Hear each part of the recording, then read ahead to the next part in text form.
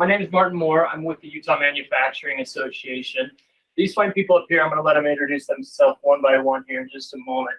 But we've been working together for a while to create an apprenticeship that marries high school kids with a youth apprenticeship that dovetails into an apprenticeship in machining, and how we can kind of get this all to come together. It's been a pretty big, heavy lift. We've been at it for about a year now at this point. But it has been just a pretty incredible experience. And in my opinion, apprenticeship is probably one of the greatest things that since sliced bread, for sure. But I'm going to go ahead and let these guys just introduce themselves first. Brad, you want to start out here? Sure. Hi, my name's Brad Robeson. I'm a business owner. I own a machine shop called Clean Machine in West Jordan. My name's Amy Andre. I run our youth apprenticeship program at Stadler US. Matt Wardle. I'm the owner of JD Machine in Ogden. Sandy Hemmert, Granite School District. And I am Megan Ware. I'm with Utah Manufacturers Association, Director of Workforce Development. And additionally, actually was on the front end of the pilot program at Stadler prior to the Utah Manufacturers Association.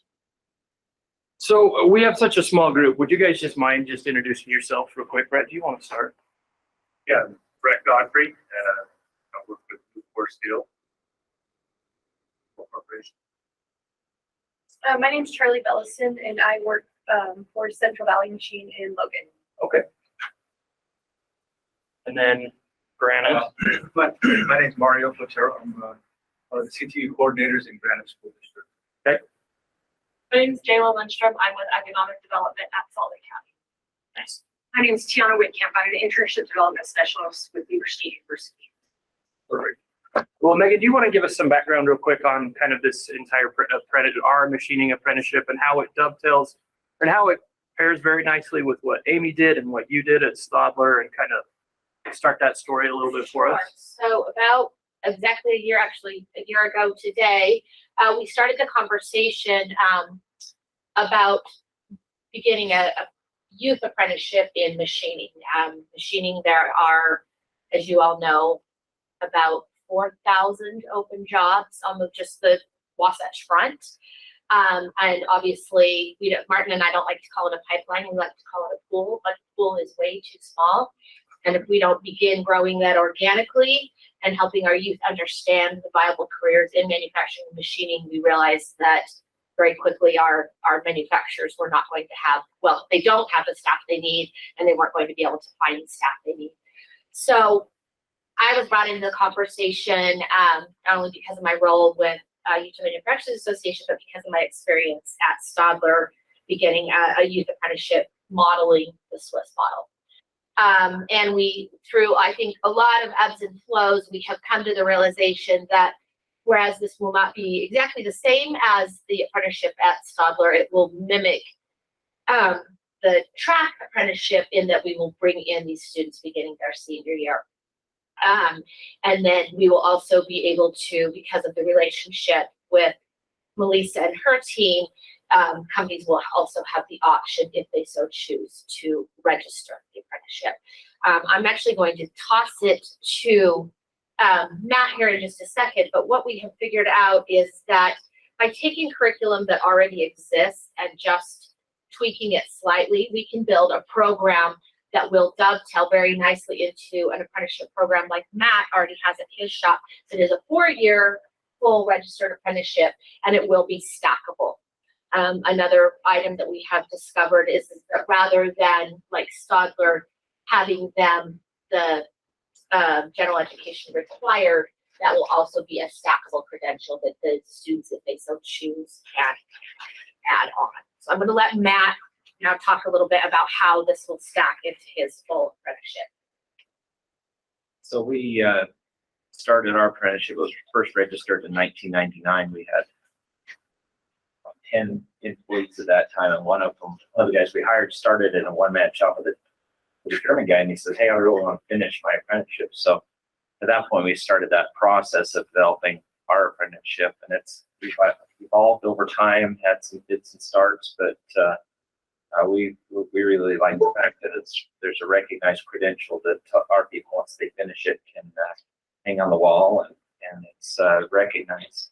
So our hope is that this apprenticeship is really a statewide program available to all machining employers so that they can take advantage of the training in the high schools and the tech colleges, but also have some flexibility in their own companies to identify the real detail that supports the industry recognized standards. So we're still working on the timing of it. It's likely going to be a 1 or 2 year apprenticeship, but we see that in our shop satisfying the first year or so of our 4 years. So, an employer has a lot of flexibility as to what they, how they want to do it. If they want to continue on and grow past what is established, they certainly can, and there's flexibility within it to where they can identify skills and competencies that are specific to their company. Sandy, will you elaborate on that a little bit? Because you've been doing this for a minute, right? How many years have you been working through getting kids into a better position than where they started?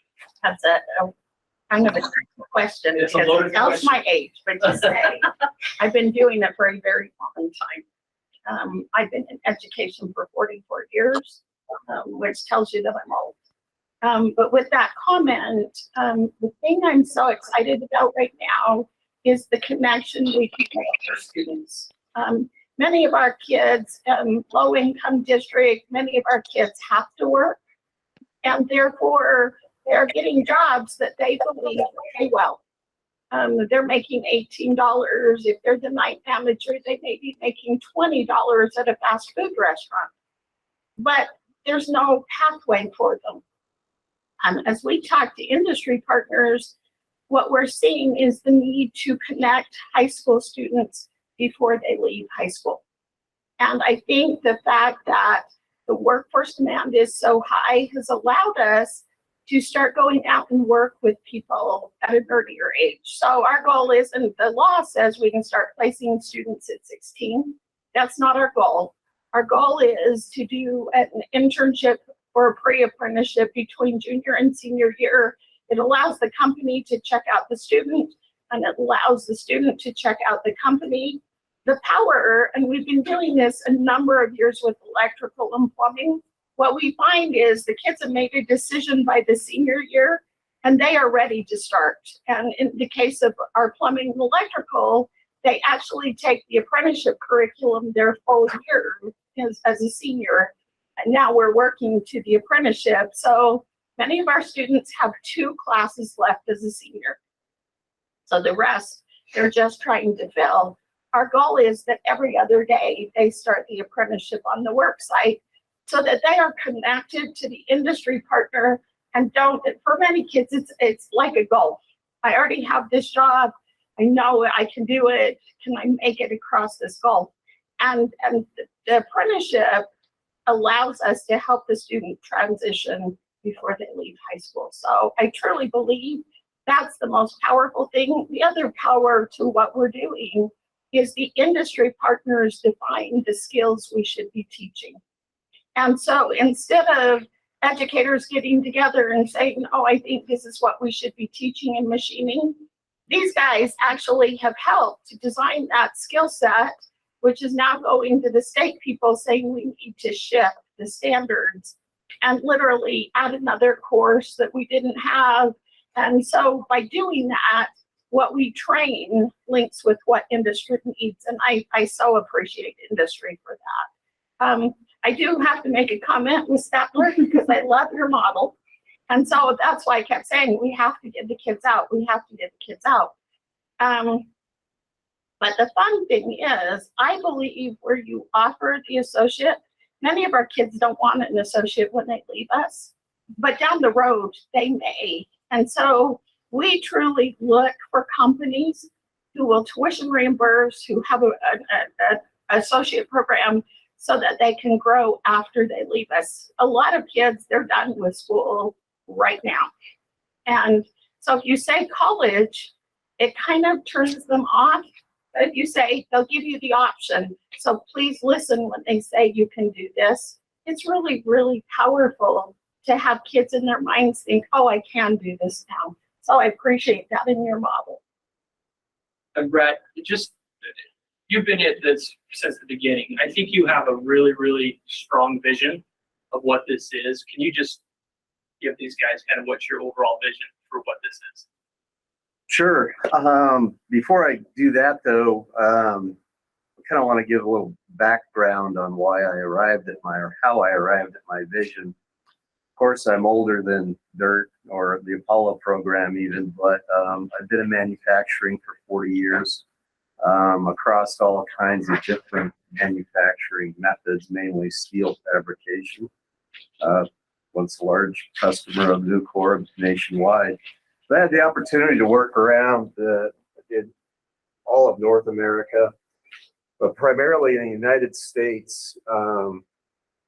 I learned that there were a number of states that had this very collaborative system for getting kids from high school into a manufacturing career, and which involved industry, it involved education, it involved Department of Labor, it involved all the associations that have anything to do with those with manufacturing.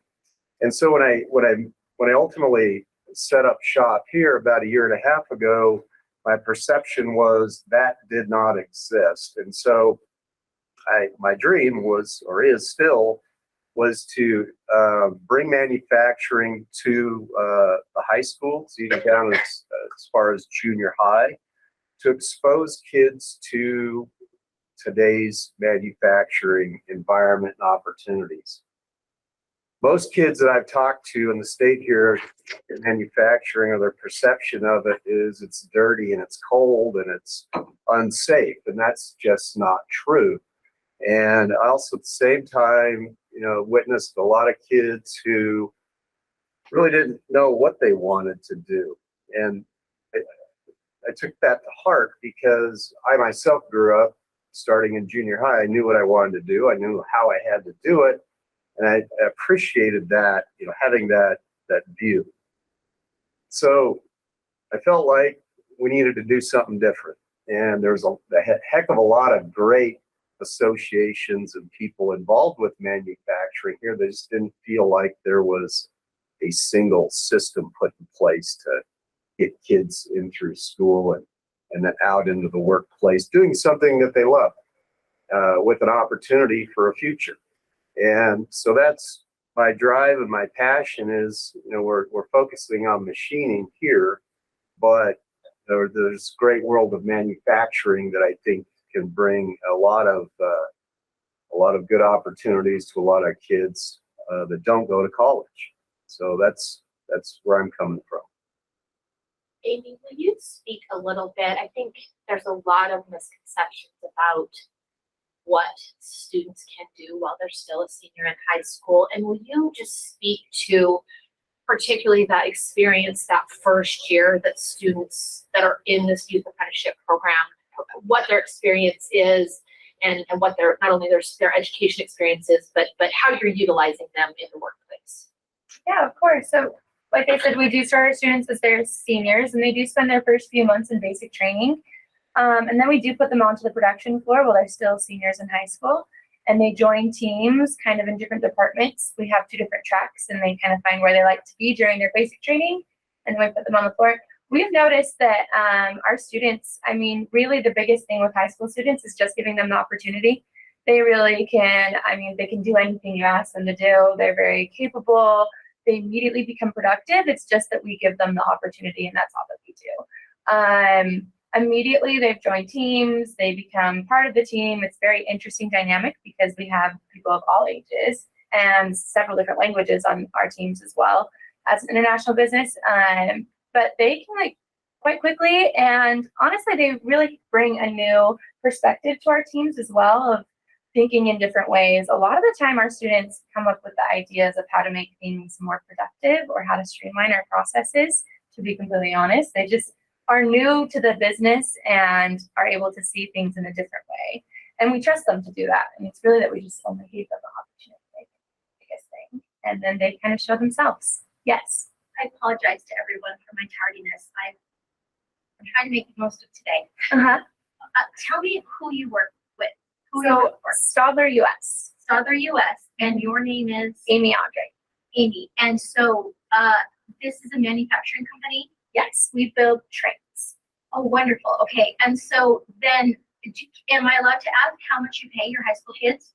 Yes, of course, I think it's fine, right? So when they're in high school, they're only coming every other day. We start them at $11 an hour.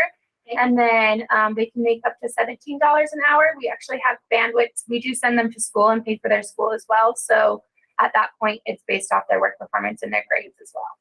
Okay, and their ability to attend school, is it only specific schools? Is it like Salt Lake Community College? What school would they end up going to? In their last years, they go to Salt Lake Community College. They go to West Point campus, which is just by our facility, but we have a whole curriculum with them. And it's during the afternoon hours, so they go to work in the morning and they go to school after. Great, awesome. Okay, In their senior year, they go to high school every other day and to work every other day. So it's they follow the block schedule. So they're on work release periods during high school. So they're still and the getting credit. associates that they end up with is which? Advanced manufacturing, applied That's science. manufacturing. Associates. Awesome, thank you. This is a great point. So one of the important parts of this apprenticeship is there's certain targets and certain steps that the apprentice actually knows how to get to the next level. There is a clear career path from one step to the next. And Marty, just in the past, companies would say, yes, we'll let kids come and we're going to let them watch. And that got really old for kids very fast. The power of the apprenticeship is there are skills lists and the kids are doing the hands-on and they're progressing through those skills. They can see growth. When we get kids out doing that, they are so excited to be there. And so it's such a beautiful model because it recognizes that these kids have skills and that they can do things. And I think something that was a surprise to me, so the first class was in 2019, August 2019. I didn't anticipate the ROI for their work and their productivity to be, it was about 6 months in my mind. We quickly noticed after about 2 or 3 months that not only were these students contributing, but as Amy said, they came up with ideas and each time they rotated to a new area so that they could learn, the team leads would, but you can't take him or her away. Well, they need to go learn. And so I think that was a really interesting dynamic that I truly just underestimated. I thought, well, they're only coming every other day for 6 hours. It's going to take them a while. They were equally as fast as a new employee. I would say probably faster. Do we want to return to the skills list a little bit? Sure. So Brad and Matt, I'm going to let them speak to this, but when we first started this, as Sandy said, we wanted the approach from, we didn't even bring in education for 6 months. We started with industry only because of the fact of we didn't want, well, this is what we have. We wanted to say this was the skills list and this is why. So will you guys talk a little bit about how we came up with the skills list? Sure. Well, what we started out with was a whiteboard, basically. And that whiteboard really was Matt and I and a couple of other industry partners sitting down and saying, okay, for a entry-level type apprenticeship program, what skills are required for us? That included, curriculum in the high school, those things that we would expect a kid to have learned. And then we came up with on-the-job skills list that we all agreed to would suffice for just about any shop. And so we banded around that for a month or so, and then we started looking at what other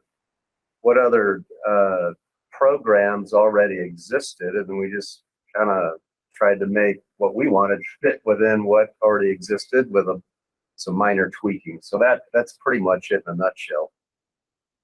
Sandy, can you, I mean, and then there's a next step to that, right? Like, Yeah. Then we gotta take it to the education, right? So they came with their skills list. With the curriculum that we have in high schools, we had to compare between the standards we have because we have to get the state to agree to change the standards. But I think it's one step further. We don't want high school curriculum that's not aligned with college. So our goal is to work with the technical colleges, have them come up with standards, then have us pull those to the state. So that we're teaching the same first classes as what they're doing at the technical college, very much versus concurrent enrollment, the students getting the hours right now at the technical college. So when we work with any industry, our question is, how do we give the students an edge? How do we help them already have completed college curriculum? How do we already help them have a linkage to a company? And so we right now are in the process of working with the state specialist who is over machining. We've sent him what this group has created, and he is going to meet with us. They're actually working with someone at Bridgerland already, so we'll work with Ogden Weaver and Bridgerland to come up with what we're going to teach as high school standards. So starting with industry is where the power is. And then us linking with the technical colleges allows us to give that edge to the kids. And I think these guys need to talk about, because this has been such a great conversation. They identified skills that could be taught in schools, but then their companies were different. So do you want to talk about the industry, what you talked about industry skills? Mm-hmm. You're looking now. So they I'm going to start doing you that there are some skills that are better taught in industry. So do you want to talk a little bit about that? Yeah, I think that's the critical conversation is what's best taught where. And you know, the beauty of apprenticeship is it recognizes and it really puts an employer on the hook for their responsibility in training people. You know, I've been in the spot where I've just complained, said, hey, we don't have enough machinists, and it's all education's fault.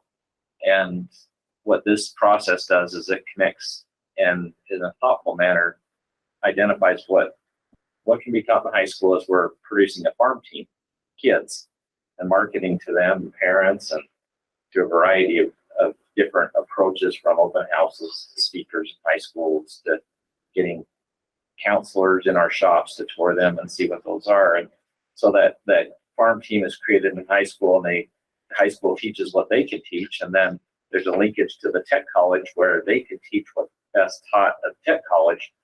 And then, you know, really we're looking for efficiency. So if, you know, if there's extra waste in that, and we've hopefully ferreted that out as we've gone through the curriculum, then there's certain things that there's no better place than on the factory floor. So we just recently approved the NIM standard, which National Institute of Metalworking Standards. They have basically it's lined out, and it says this is what a two-year machinist should know. And you know, it's general enough that I think it gives some, you know, it's got credibility recognized by industry, but it also has the structure that's recognized nationwide, and there's enough latitude in there that shops can tweak it for exactly what they can do. And also, I mean, each educational institution is different. School districts are different. I mean, what they teach in Vernal is different than what we teach along the Wasatch Front. So there's enough room for some flexibility in it while still maintaining the credibility.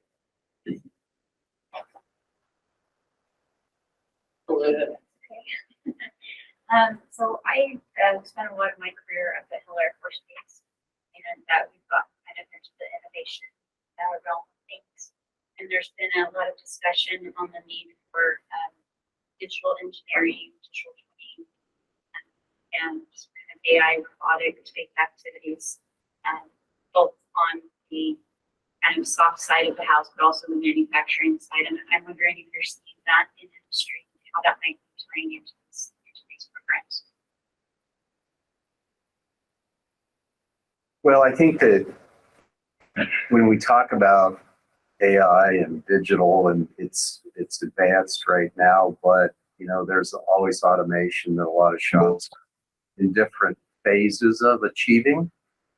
I think our program is probably good from the standpoint that to be an effective engineer or to be an effective or more effective operator of anything digital or robotic wise, you have to really understand what it's doing. And that's where I think it's important that a person who would like to eventually, get to that level of technology is they really need to understand how it works before they get there. And so we're not addressing that at this time in this program.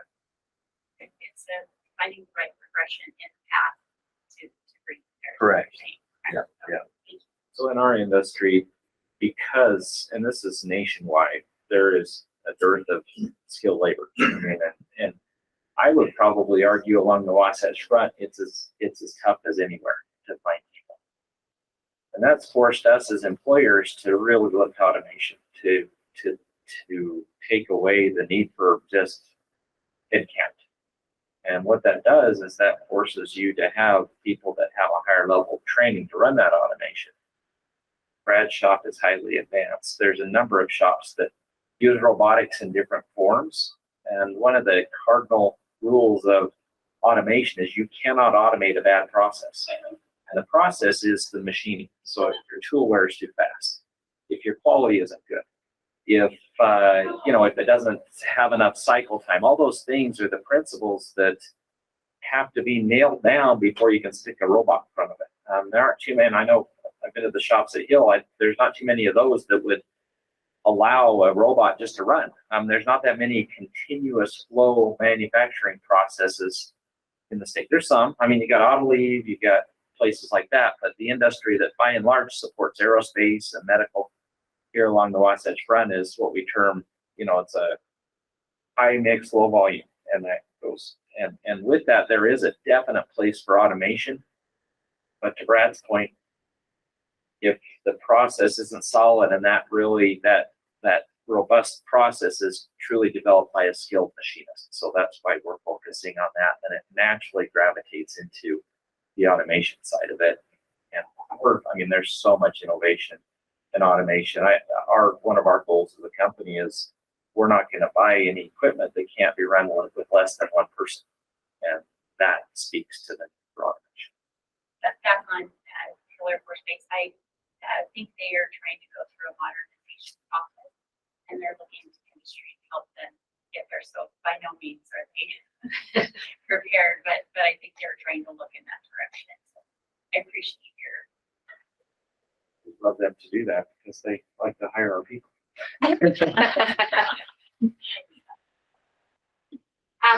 I think another topic that a lot of particularly companies are scared of is the hiring of youth, the hiring of minors. It's kind of the elephant in the room that people don't think it's possible. And it is. I mean, there is a process and there are steps to that, but can they be insured by workers' compensation insurance? You bet they can.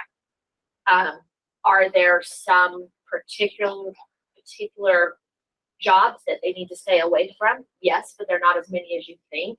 I'm going to let Sandy talk a little bit more about the safety and the risk and the process for that and why it is possible to hire these minors. So if you look at minors, if the apprenticeship is registered, and that's a key, at the point it becomes registered, minors can work starting at 16 in 11 of the 17 hazardous occupations. When we come out, because right now the state law says that if the person is unpaid, which is an apprenticeship, but if it's unpaid, then the student is on the district's workers' comp and the state liability insurance covers. And we're actually trying to figure out how that can be broadened to apprenticeship. But And I think, I don't know if it was your group or someone else's, I was joking that if I'm putting a student out and we ever get to the district paying the workers' comp, then I expect them to be safe. Because I don't want any accidents where I have to tell the district they have to pay. And it's really, in a sense, not a joke. We check every site before we place students. We never just say a student can go out. I have had sites where the environment was clean, it looked safe, they had a good safety record, but the environment culturally was so negative that I knew the student would never stay in the industry. We pulled them and moved them to another company. We look, and when Megan talks about liability, to me, it's helping this person grow. We look for safety. We look for how the state can help. And like I say, we're in the process of seeing if we can work some things like other states have done. But literally, companies can take 17-year-olds, if they're registered, into your environment. And talking to multiple companies, I was with construction yesterday, they figured out how to do it. One of the companies is taking between sophomore and junior year, 16-year-olds, and they're working on a construction site because they're registered and it fits within the model. So we've heard forever. I mean, I don't know if you ever have heard that old thing about someone asking the person why they always cut the end off of their roast before they put it in the pan. And she said, well, I don't know. That's how my mom did it. And she went back and asked her mom, and mom said, well, my pan was too short. So I had to cut the end off to get it in. I do have to tell you, I believe that there are ways to deal with your workers' comp, with liability. And we can't keep cutting the end off the roast. We have to, based on the workforce need, we have to open the doors to these students entering. And again, we know apprenticeship, you're more likely to retain, but we also know that if you don't connect early, they're going to wander till they're 26, 27, 28 before they ever come to you, if they ever get there.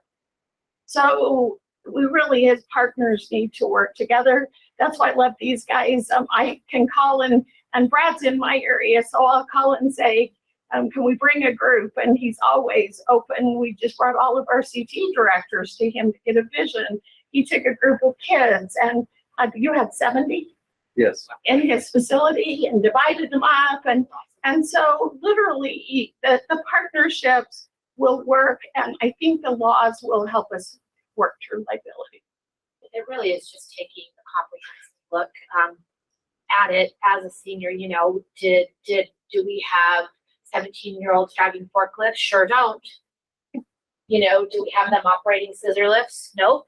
Do we, you know, so it's taking a look at it, and it's not how you get around the law, but it's how you work with, okay, these are the things that they won't do.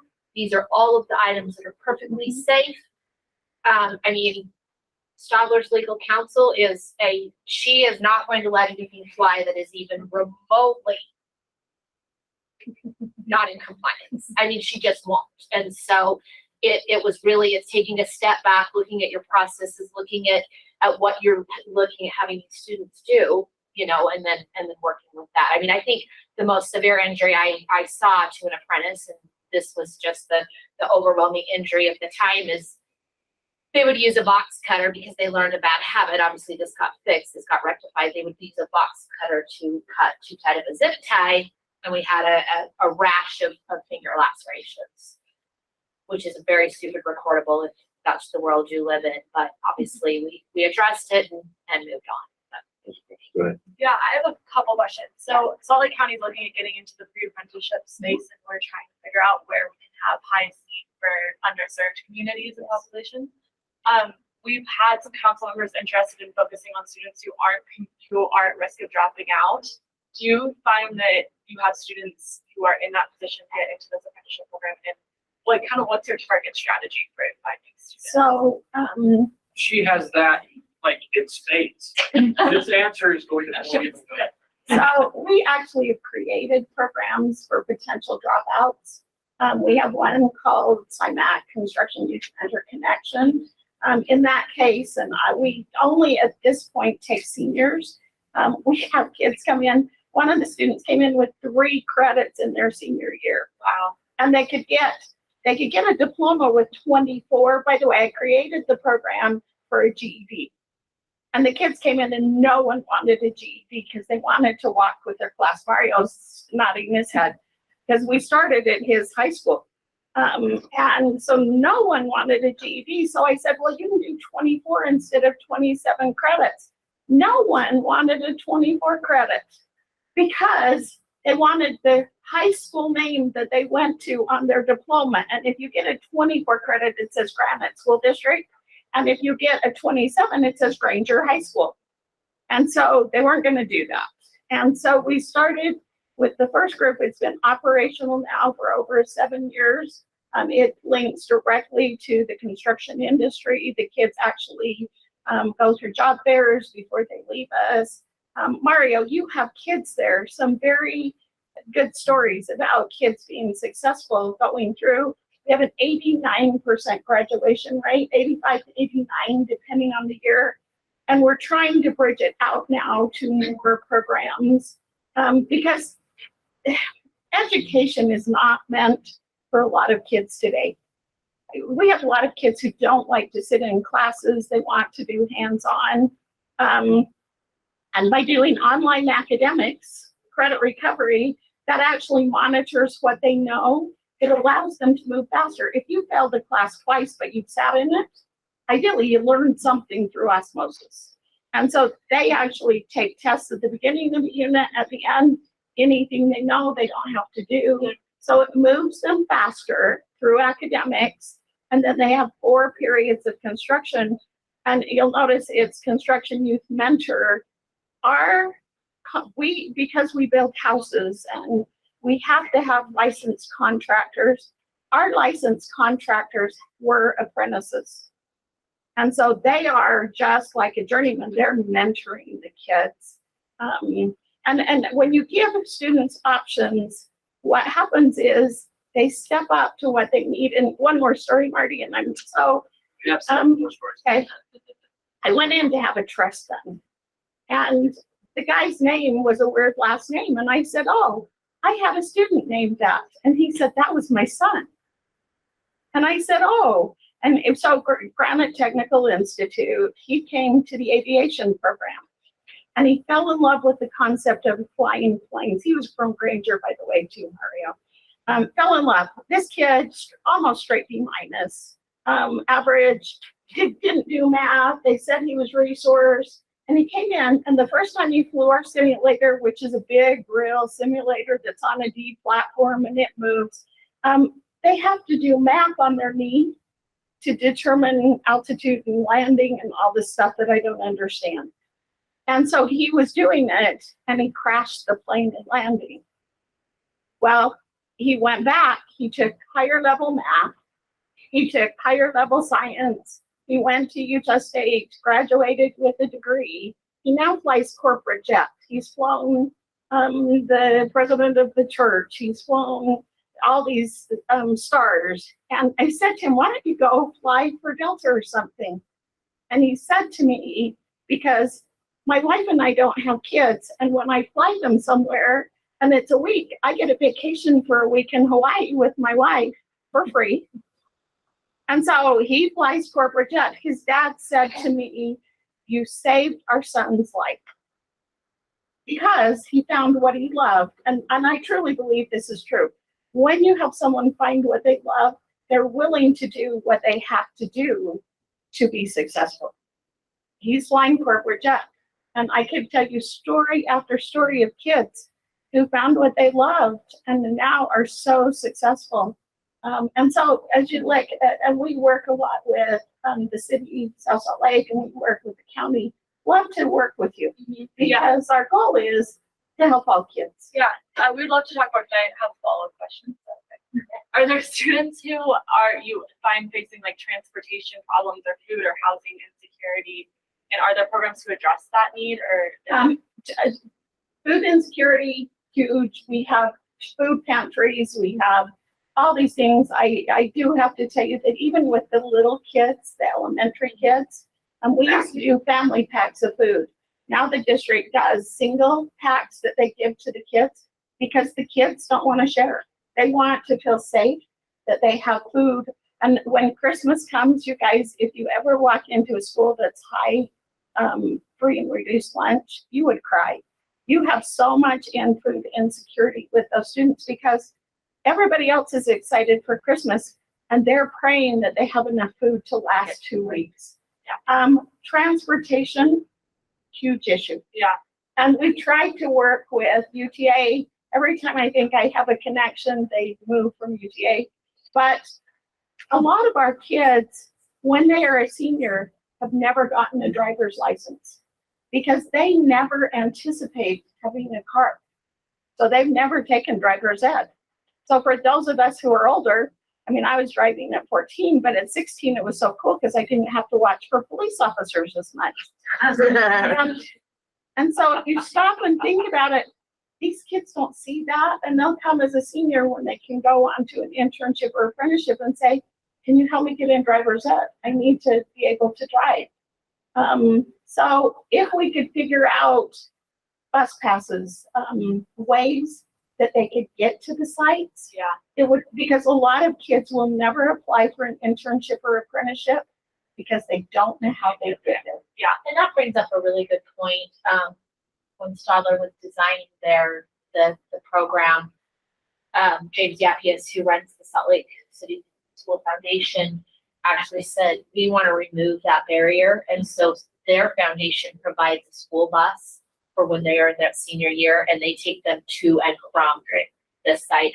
Stadler does not have a UTA bus route, or at least they didn't when I left. It's kind of an issue out there on that west side, but there are ways to, and then they were able to figure out there was a flex bus. But yes, I would say transportation, and targeting these kids. I mean, when you look at students who I don't like to make generalizations, but many times students that are taking these hands-on class or automotive classes, they're students that are not necessarily college bound.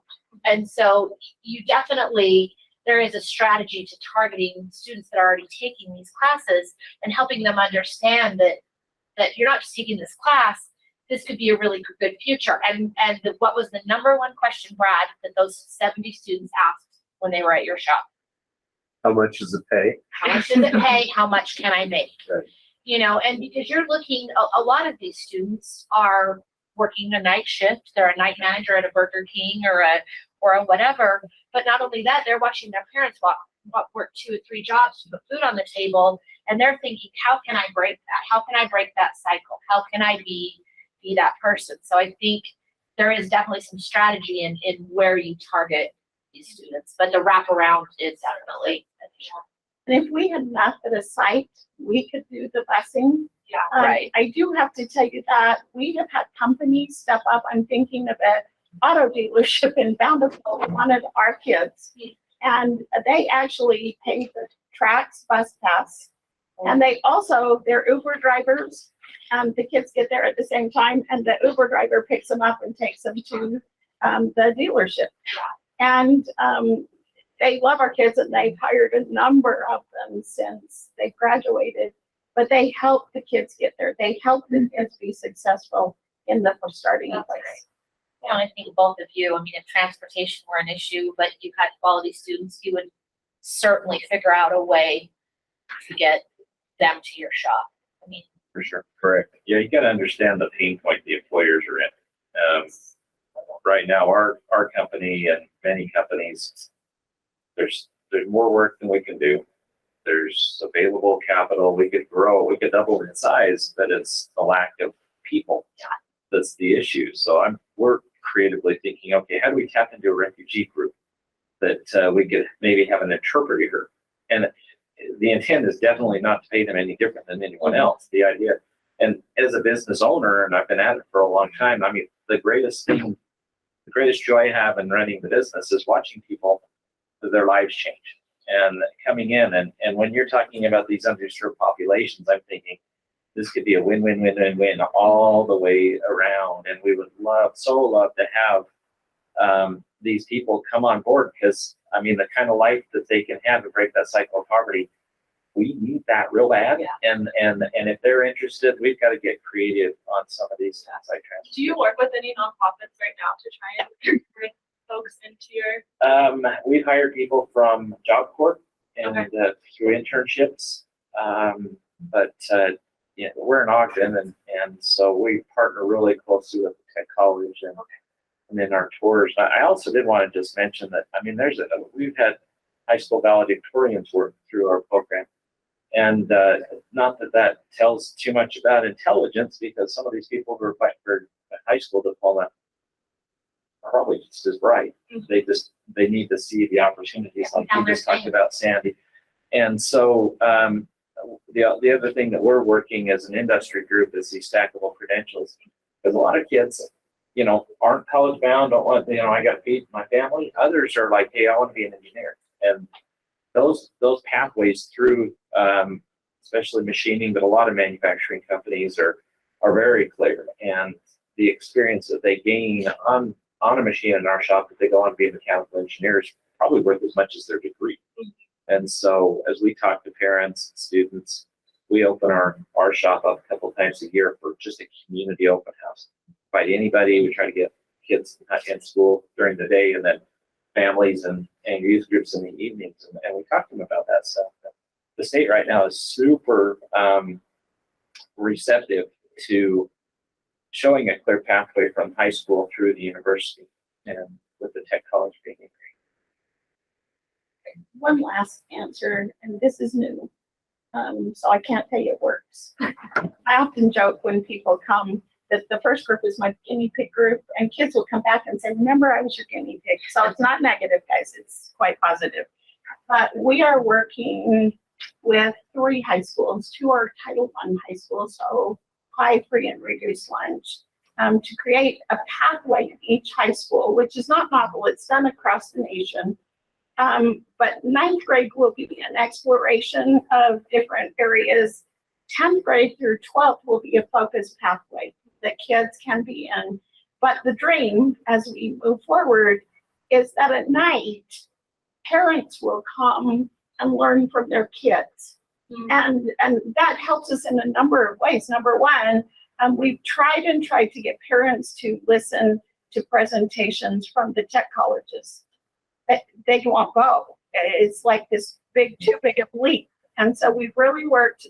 And so our goal is that the kids at night with the teacher there have opportunities to train their parents, because frequently when they're in meetings, the kid will nudge their dad or their mom and say, you could do this. You know, you have the skills, you could do this.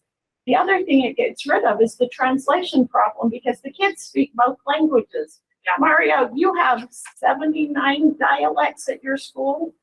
Is it 70? Somewhere in there. It's quite high, yeah. And so languages and dialects. So how do you have an interpreter for all of those kids or all of those people? And the answer is the kids speak both languages.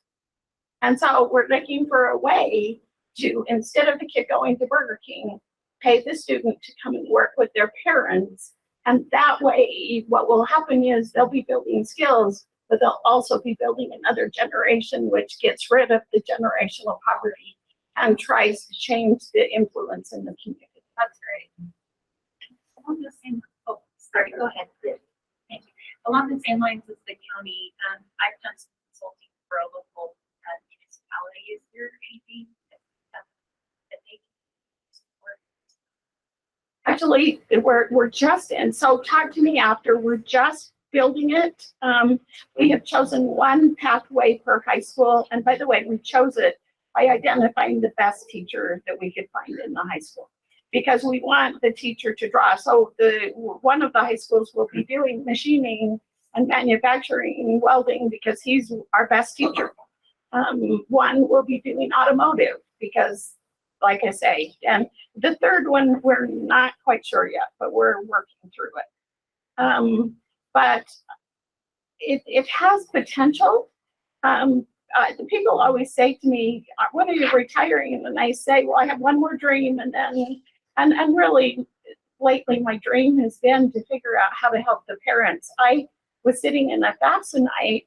The parents walked in with their taxes from the previous year, 2 parents, and they had made $34,000 for the whole year. That's poverty. I looked at it and thought, you have 2 people working, and how do you live? And so our goal is to help the kids, but if we can somehow figure out a way to help the parents, that's a huge dream. I have a couple of questions. So I attend different advisory boards, ACT meetings, community college, and industry's there, post-secondary's there, secondary. And one of the things that seems to be coming up in our discussions is that, yeah, you can take welding class in high school, but we don't use those processes in our industry. So industry's almost saying, just give me a breathing body and we'll take it from here.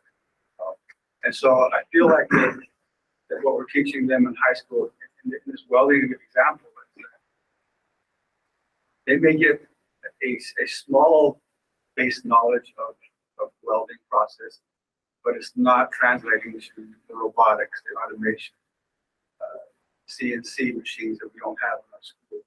So there's a big skills gap, I think, there that's happening. And on top of that, the teacher also has to learn how to work those different machinery that some of them aren't willing to learn. I see a couple of challenges there that, you know. About our plan for next summer.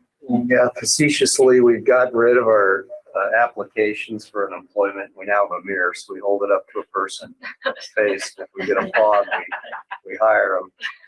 But no, actually, I'm working with several schools and have invited their instructors to come where they can actually work during the summer, even if it's for a couple of weeks. I don't care. But to help expose them to what is actually happening in shop versus what they perceive as needing to be taught. And I think that's important. And if we can close that gap, you're right, then I think we can make some great headway. I've been asked a lot of questions about what equipment should we buy and have in place. Well, you know, come learn first what you're teaching. And then we can work together to figure out what might be best served in the high schools.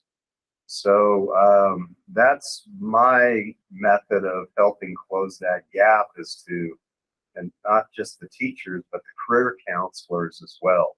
Come spend a little time in shop and you'll walk away with a whole different idea of what you can say to kids and what you should be teaching. I think that's the beauty of having industry involved at the level that I've witnessed with this group is we're partnering. We're not just saying what we want. We're really partnering in a way that I haven't seen a whole lot in other industries. Both Brad and Matt have been at the table with the high schools and with the secondary institutions and colleges to look at that skills list and to talk about the classes and what needs to happen. And that's kind of why I think this is a little bit special, because industry is pushing this. This industry isn't just giving it voice. Industry is actually putting their back and their muscle behind this thing. Well, I think both of these companies have proven when industry leads out, it works. Matt's has been going for, I'm not going to do the math, but a lot of years, and Stadler is now in their fourth year, their first class just graduated. It works. It's just because industry understands the nuances and the pace, and even since the class of 2019 versus this class that just started, I think there has been a lot of change, and industry has the ability to move at the pace that they need to move. And luckily, right now, we're not having to drag education along kicking and screaming, because I think they too are definitely, our tech colleges, they need those completions. They need students. So it's a good time to strike. Yeah, the magic of this is really that regional partnership between an employer, there's a school district and a tech college. And I've talked to, through involvement in trade associations, talked to Kevin Anderson at Central Valley, people in St. George. Just, there hasn't been an employer I've talked to, and it's been in the dozens, that hasn't been very, very interested in at least looking hard at this. So, I mean, I don't think what Brad and I are doing is an anomaly. I think this is it, and the structure of this statewide apprenticeship is such that you know, it's kind of set up so that, you know, everybody gets together at the table, and it's a lot more regional than it is a statewide type of a thing. And for a time frame, we are doing a pilot starting in January with 4 employers, 2 school districts and 2 tech colleges, and then we hope to, well, we don't hope, we will roll this out statewide at the first of next school year. I've got a lot of employers calling me saying, hey, and are we ready yet? Are we ready yet?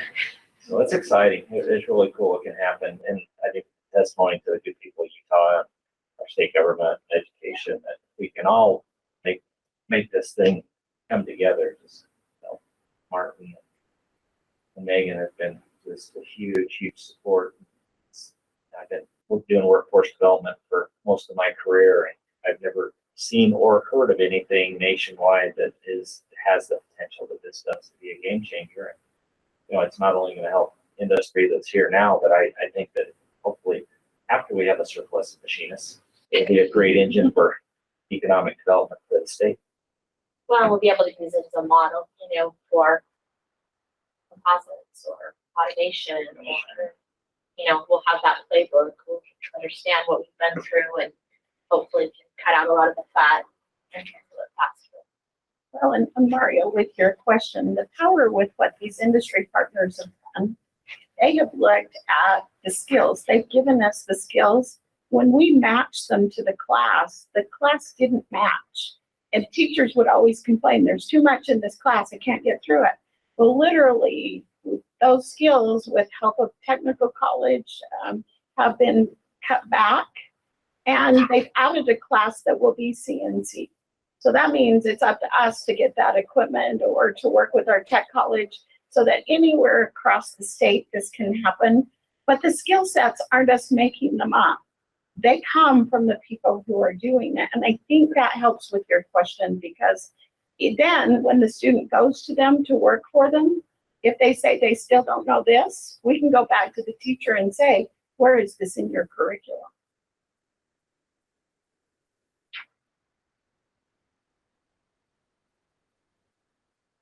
I just think that there's an attitude with teachers that not another thing, you know.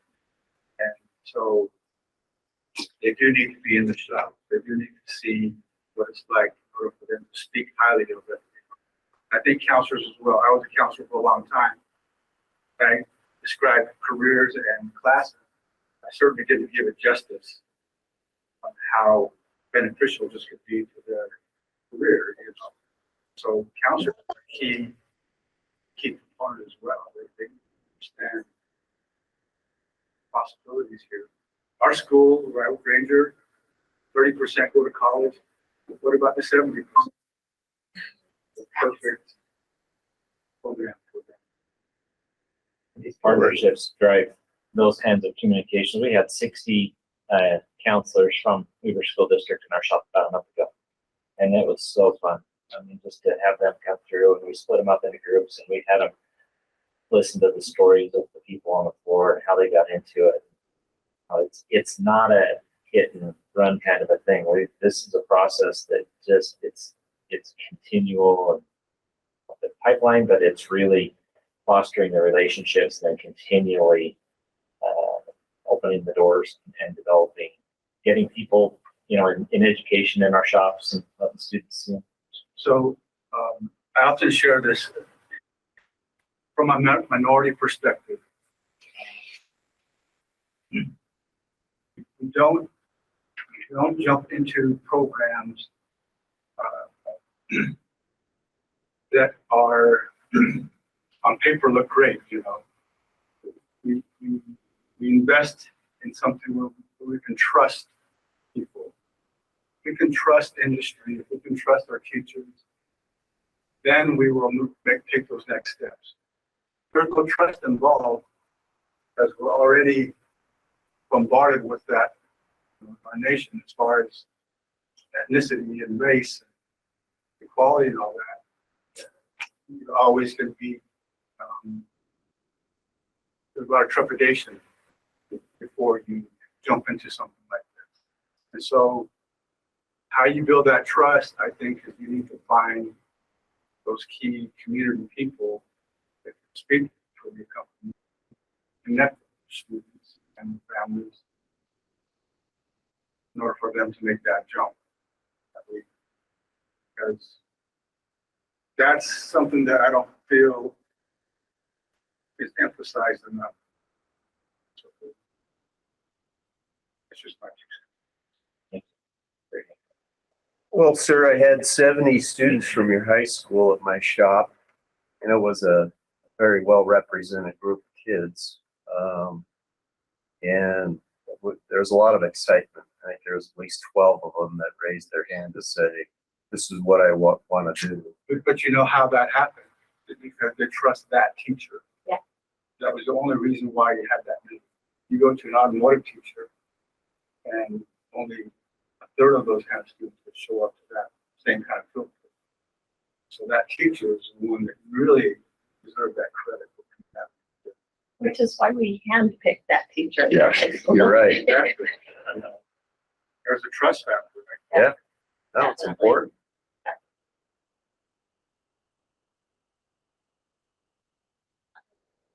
Anybody else? Yeah. Anybody else? So I'm curious, who else do we have here that's in education at the middle school or high school level? Mario, anyone else? And Sandy, of course, okay. Okay, I don't want to derail your meeting. I asked permission and I wanted to wait till you guys have finished. If this is not an appropriate time, tell me to wait and I'll be happy to. I won't be offended. I don't have anything to do with manufacturing. I represent a company that owns 10 different home services companies throughout the Wasatch Front, from St. George to Idaho. My buddy the plumber, same day heating and air, all HVAC, plumbing, and electrical.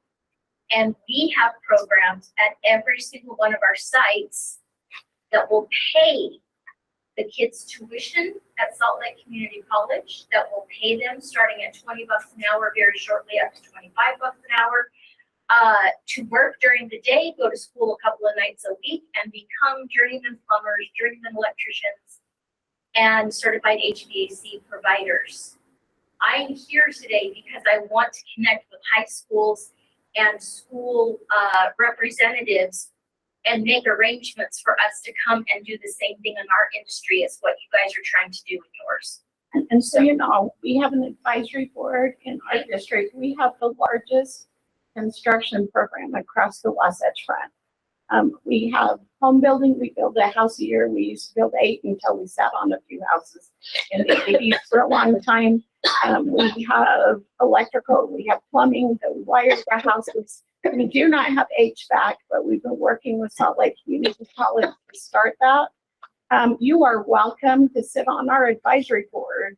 And those are the people who guide us in our program, but they're also the people who come and interview the kids as they're seniors to come out and to give them an idea of this is why we want to work with you. And we take the kids out to your companies to see them and to see what you do. So please know, I can't tell you what all the other districts do, but and Maury School District sits on our board, and I think maybe Canyons.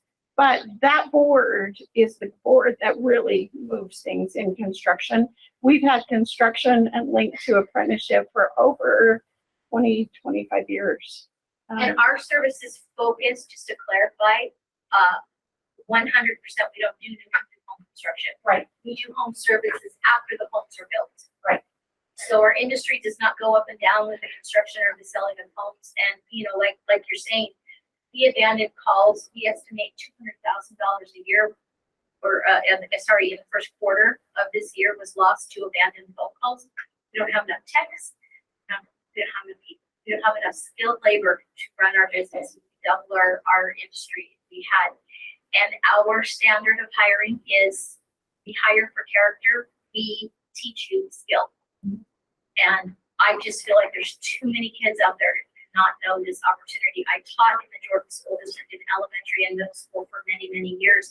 I know that there's kids out there that are bright and want a good future, and they want a wage that's a living wage that they can feed a family on. And these companies provide that. I just need to help get the word out to the kids. And our best is that advisory board. Okay. Closing remarks, Brad, anything? I just appreciate y'all being here. Small as a group as it is, I think those who are here, it's important. Really look forward to launching our pilot program and ultimately the full program later next fall. And anybody has any questions, I'm sure anybody in this group's happy to answer. Yeah, I would just got the same thing. You know, we've been running our program for 4 years now. So if anyone wants any details about our graduating students, what they're making now, what they're doing, how they've been doing, any questions about our program as well, we're open to anything. Thanks for having us. Definitely. You know, And I would agree. This has probably been the best part of my career. And like I said, been here a long time. And the reason is because of the partnerships, because of being able to call a Brad and say, need help, or him, these guys, I want you to know, have been pushy. They have. putting it We, mildly. we want it now. And I love that. I think it's the best opportunity we've ever had to help kids. And so I'm just glad to be part of it. Thank you guys for attending, and obviously we'll stick around and answer any other questions you might have.